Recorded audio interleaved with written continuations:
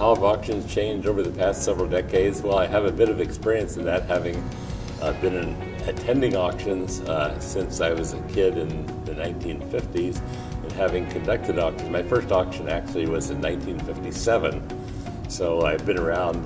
They've changed a little bit, or a fair amount, mainly because of the internet today. Today, it's not unusual for Stack's Bowers Galleries to have bidders from Hong Kong, Singapore, Zurich, London, and Argentina live watching our auctioneers, such as Melissa Karstedt, as she sells a coin.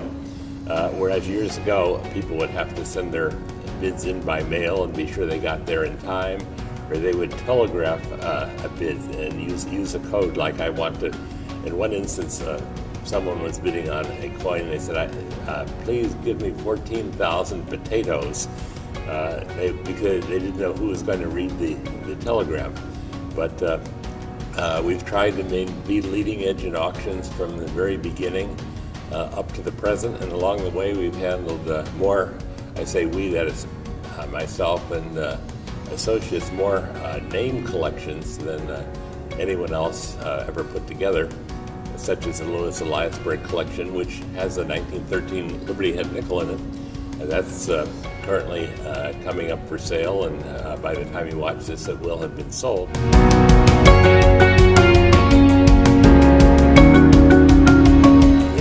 B. Max Mell of Fort Worth, Texas, issued the Star Rare Coin Encyclopedia in the 1920s and 1930s, including during the Depression, and he featured the 1913 nickel. If you could find one in your pocket change, we'll give you a lot of money.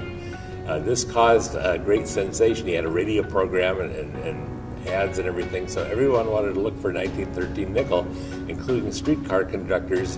Normally when you went into a streetcar, you put a nickel in the little metal slot, but the streetcar conductor said, no, give it to me, and the streetcar conductor would look at it. This slowing traffic down and messing up schedules. The fame of the 1913 Liberty nickel lived on, and when we sold the Eliasberg collection in 1996, I was the auctioneer, and the nickel sold for $1.5 million, a little more than that, the first $1 million coin in the history of world numismatics. And its fame lives on.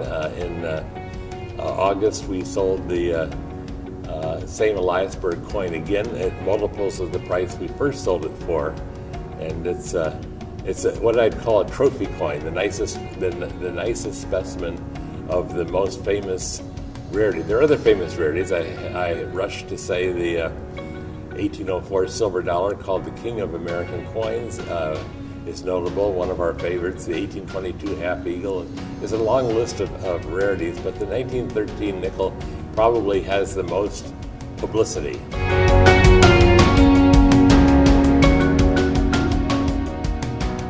Well, we've been very fortunate. When I say we, that's myself and very fine associates, Stack's Bowers Galleries, in recent times, having had more, quote, name, end of quote, or famous collections than anyone else. Of course, Stack's, part of our company, has its own list of name collections going back to 1935. Some of the ones we've handled, Louis Eliasberg started collecting in 1925, and by 1950 had one of every United States coin, date, and mint mark, from the 1793 half cent to the 1933 double eagle. And he consigned this, his heirs consigned this collection to us, and we sold it in several sections. Ambassador Norweb and Mrs. Norweb had one of the greatest collections ever. We handled that. One of my favorite collections, or among my favorite collections, was the Garrett collection. The Johns Hopkins University had 4 auction firms come and give presentations in Baltimore, Maryland, and the president of Mr. Muller, Steve Muller, the president, said to me, "You've won," and shook my hand, and I said, "On what basis did you win?" He said, "Well, your commission rate was higher than anyone else's, but we all felt that you would give it some P.T. Barnum." And I said, well, it's sort of unusual to see the Johns Hopkins Board of Trustees looking at P.T. Barnum, but the collection had been appraised at $8.9 million and we sold it for $25 million.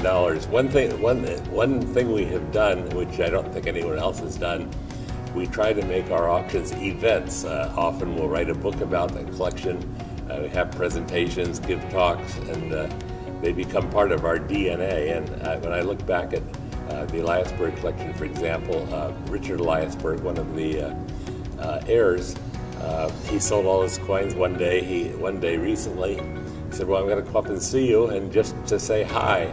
The Norweb family, Ambassador Norweb, we sold their collection, and they said, "Well, can we have your whole staff come to Booth Bay Harbor, Maine, for a lobster dinner and a cruise?" This is after we sold after we sold your collection. So I have many nice memories. The Brent Pogue collection is wonderful. Currently, Joel Anderson of one of the Anderson News has consigned coins to us. Harry Bass and the Calhoun family. We have a long list of nice collections, but the people of these collections tend to live on and be in contact and remain friends, and so that's one of my favorite things. I'm 79 years old, and I feel like I'm a little kid because I just love what I do, and I love auctions.